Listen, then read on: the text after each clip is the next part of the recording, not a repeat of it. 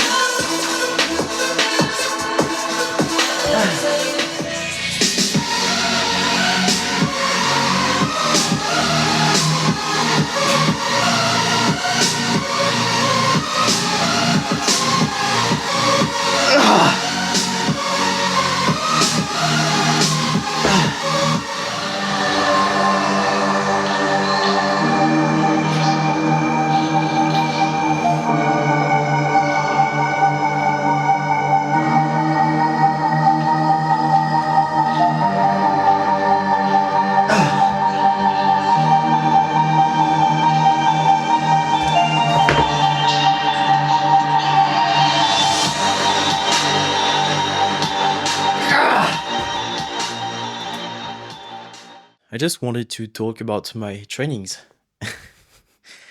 I was feeling like shit. Yeah, yesterday.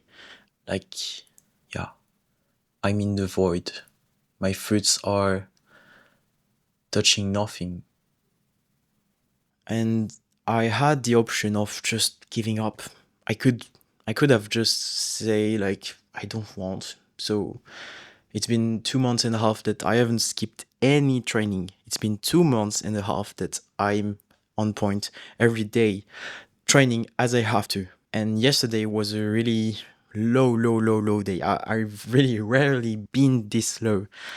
The reason for this emotional state I was in was obviously not training. It was personal life and just mental issues. There are a lot of things that aren't providing me dopamine, like training at the moment. And this is why I need to just get me out of myself. Allez.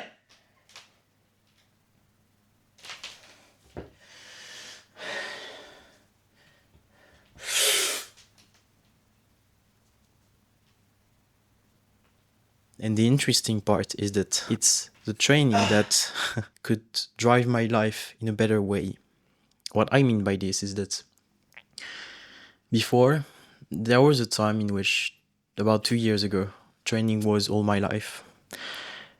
My life was literally turning around training. It was what was defining a day as a good day or a bad day. And to some extent, if I was all in, well, in a lot of situations, circumstances, I had great results. So I was happy. But then, the moment I have maybe other circumstances coming into place, or just training don't works as it usually does, well, I'm screwed. And when trying to come back in calisthenics after this period I mentioned before, I was thinking like quite the opposite. I was like, training is supposed only to add things in my life. It's only supposed to be a plus in my life. It's not supposed to be a mental cognition load, let's say. It's not something that is supposed to put pressure on me. And when we see it this way, it's quite legit. Like, Yeah, generally people want to add sports and training and all this stuff in their life in order to make it better. And so they see the commitment as a constraint.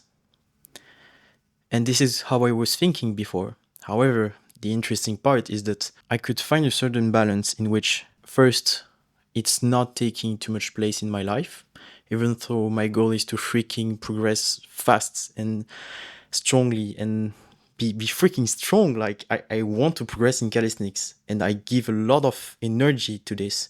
Not necessarily that much time, but energy.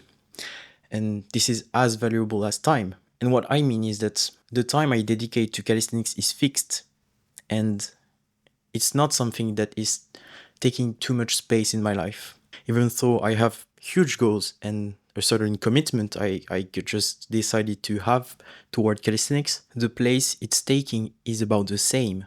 It's a structured commitment in which even when everything is wrong, everything like seems like a mess, I have something I can count on: calisthenics. I can rely on the fact that I have a training at this time. No matter what, I have to be there and do the job. And when before we could see this as a core, as something that is just taking us energy, well, actually, it's a stable thing. It's a foundational pillar we can have in our life in order to trust in simple stuff like you you engage in, you give energy, and then you have results. In my case, it was about this. Like all my mental issues were about long-term vision, how much do we want to invest time in certain stuff, and doubt also in certain results and all this stuff. And calisthenics just grounded me on this. You give time and energy, you earn results. And it's on every scale. It's on the long-term scale because it's been 2 months and a half that I'm training and my results are freaking incredible. And also on the daily side, like I was thinking like shit. I decided to commit anyway. I felt way better at the end. And it's been 7 years I began calisthenics. It's been 7 freaking years. But it's a lesson I still discover again and again. Like the great feeling you have when you just ended your sports session.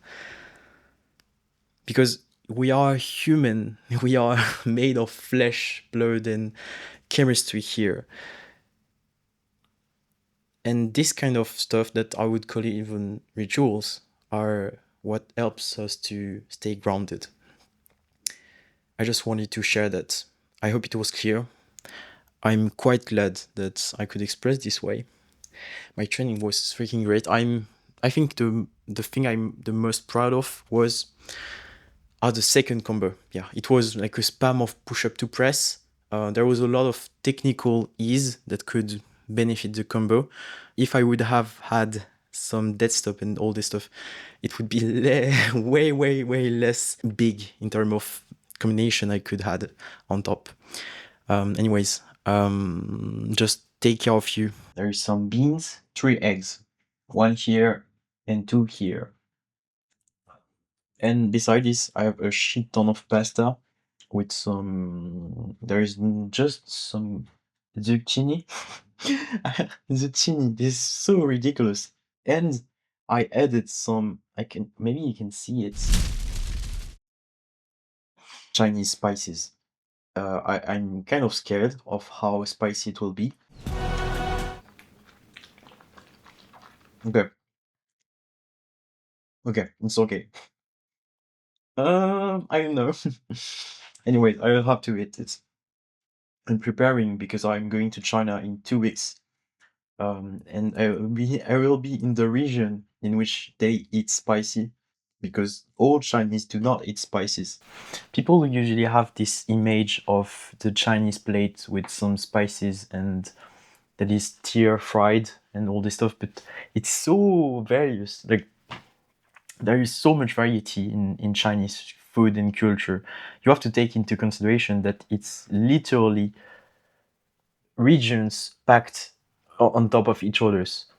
It's so big that it could be splitted into several countries whether it's culturally, the weather, the geographical situation.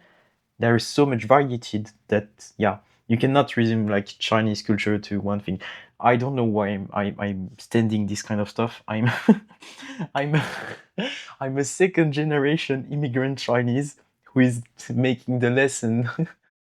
This bowl is about 1150 calories, something like so, and I still need to eat some carbs after this, and I'll eat a clementine and maybe a banana or something like so, and I think that will be it. I step about 15k steps, which is my comfort zone. It's quite easy. I do not feel them passing. I actually usually want to step more, but I need to preserve myself and to not push too hard, because I know from experience that I can go pretty far with steps.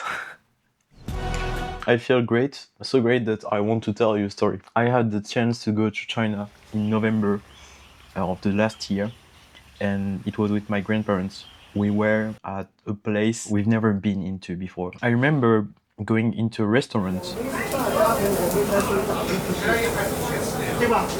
这是成都特色的。这是烧烤特色，烧烤我靠40年的烧烤了。This is how my grandpa, as always, that is really talkative with everyone, talked with the owner, and he came from his city in this region 20 to 30 years ago, and he had nothing. And this kind of man, like, he could, in the Chinese society that is really competitive and hard to develop into, even if before it was different, still, from kind of nowhere, he could build things bricks by bricks. 我们家的特色鳄鱼。回去拿给你们总统看一下马克龙啊，这个没用，这个没用的家伙。谢谢。This man was honored to see me, just me, just for my status of stranger coming from the other side of the world. And he blessed me, blessing in Chinese that at the moment I couldn't understand, which was basically something like, I wish you fortune, happiness, and all this stuff. And I really felt it. You know, I'm a kind of guy who is kind of skeptical of great talking, like, hey, how are you, guy? Oh, no. I do not like pretty much this kind of small talking, which you say things by conventions. But this time, this guy, who I didn't know at the time, expressed me so much goodwill, good willingness, that I could feel it, and it was deep, if I can employ the word. And yeah, this is something I won't forget for a long time, I think. Well, I'm not eating. I'm just talking. It's pretty fun. I have stuff to do. So, for real this time.